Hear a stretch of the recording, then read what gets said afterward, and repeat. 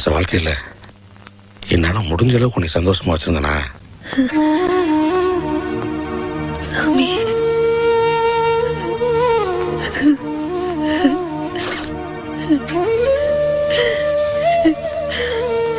அந்த சிரிக்கு மக நாக்குல பல்ல போட்டு பேசும்போது பாதி உசுறு போயிருச்சு.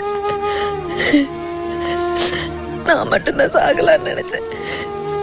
இவளுங்க கிட்ட உங்களை அனாதைய விட்டுட்டு போக மனசு இல்ல. அதான் என் கூட கூட்டிட்டு போலான்னு முடிவு பண்ணிட்டேன்.